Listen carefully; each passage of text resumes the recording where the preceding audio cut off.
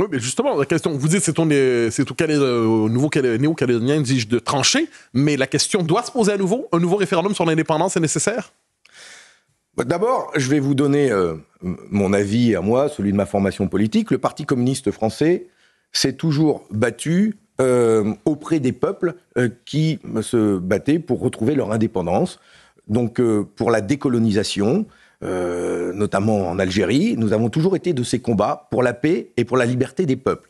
Je me bats aussi pour la justice sociale en France et de la même manière, je soutiens ceux qui l'exigent là-bas en Nouvelle-Calédonie où les inégalités sociales sont extrêmement fortes.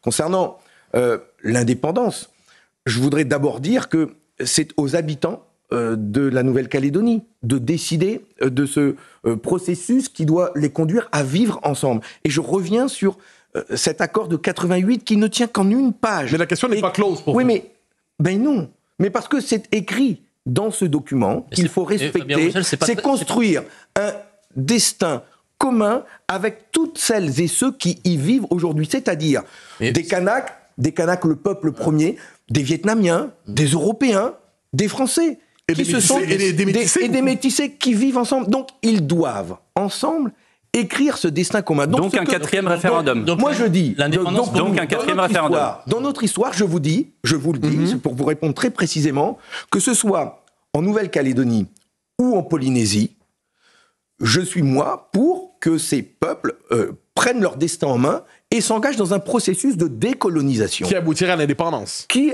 doit aboutir à une forme d'indépendance qui est la leur, avec une coopération, des liens étroits avec la République française, puisque c'est notre histoire. Une forme de Commonwealth de la française. Et donc, nous pouvons construire, et d'ailleurs, quand j'en parle avec mes collègues polynésiens, ils se battent pour leur indépendance, mais sans se couper de la France. C'est-à-dire en ayant une coopération avec la République française, dans des matières telles que la défense, la recherche. On a besoin de travailler ensemble. Et donc, nous pouvons construire de tels liens avec la Nouvelle-Calédonie comme la Polynésie et respecter ces peuples et toutes celles et ceux qui vivent. Dans votre propos, si je peux me permettre, vous me corrigerez. Les Kanaks, qui représentent moins de la moitié du corps électoral aujourd'hui, sont majoritairement pour l'indépendance.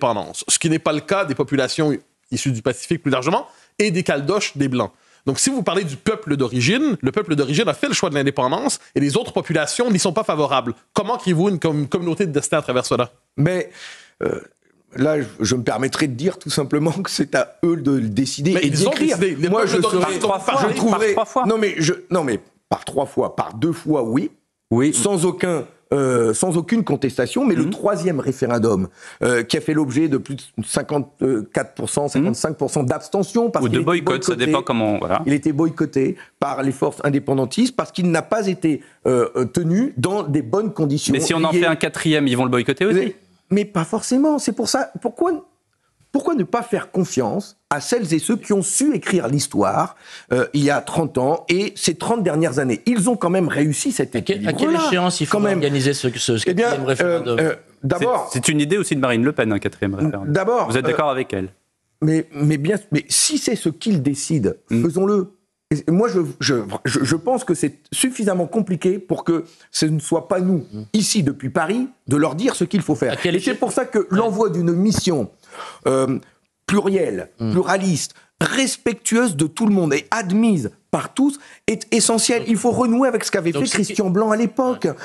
Et nous avons su le faire. Il faut et respecter l'impartialité de l'État.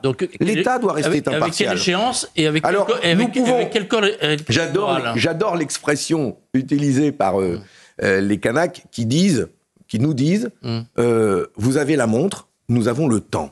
Parce que ça fait des décennies qu'ils se battent, eux, pour retrouver leur indépendance depuis qu'ils ont été... ça fait des décennies que les autres n'ont pas le droit de vote. Réduits à l'indigénat. Et donc, ils disent les Kanaks votent pour l'indépendance, mais pas l'ensemble des populations de la Nouvelle-Calédonie. Donc, comment respectez-vous le droit de détermination du peuple d'origine? Les Kanaks, les forces indépendantistes, aujourd'hui, avaient écrit que si les 3 référendums disent non à l'indépendance, eh bien, nous trouverons ensemble les voies du dégel du corps électoral. Ils ne sont pas contre le dégel.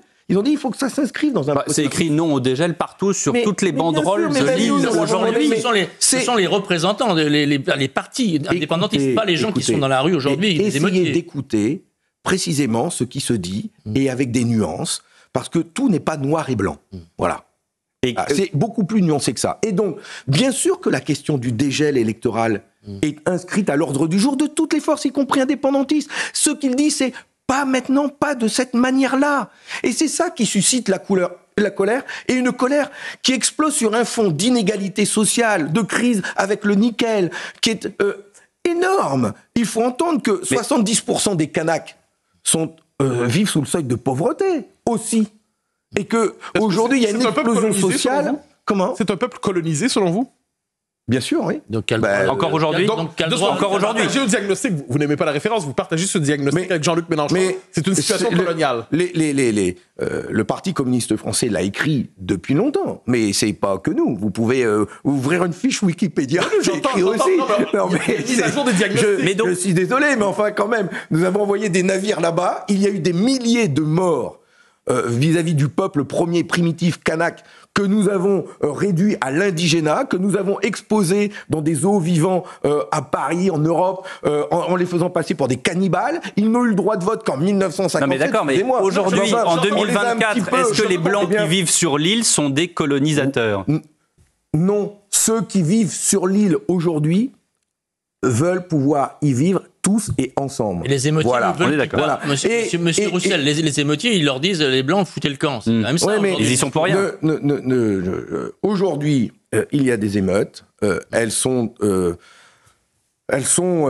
graves parce qu'elles provoquent des morts. Il ne doit plus y en avoir. Nous avions, nous, alerté sur le fait que le pire pouvait arriver. Et le pire est arrivé. Je redis que le gouvernement porte une grave responsabilité parce que nous l'avions alerté. Et aujourd'hui, même le gouvernement, aujourd'hui, ça lui échappe. Ça lui échappe ce qui est en train de se passer. Alors on peut dire les Kanaks, ça leur échappe, les loyalistes, ça leur échappe. Mais le gouvernement, c'est le premier à qui ça échappe quand même. Le gouvernement a raison d'envoyer les forces de l'ordre pour établir l'ordre.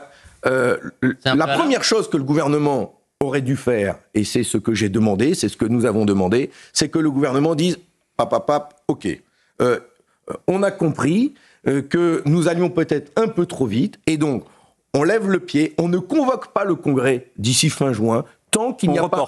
On reporte le dégel. Oui, et c'est votre réponse politique, mais la réponse des forces de l'ordre, elle est nécessaire. Mais la réponse, elle est d'abord politique. Elle ne doit pas être... En ce moment, ce n'est pas d'abord une réponse de sécurité. Mais bien sûr le gouvernement dit, c'est le mais bien sûr que si. Mais bien sûr, aujourd'hui, je ne cautionnerai jamais l'attaque de supermarchés, des incendies, etc.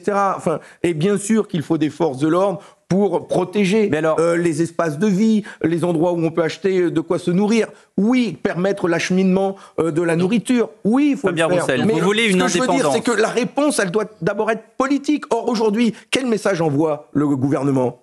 Monsieur Darmanin. Voilà, les forces de l'ordre, l'état d'urgence. Et ce n'est pas comme ça qu'on va calmer la situation. Au contraire, on jette de l'huile sur le feu.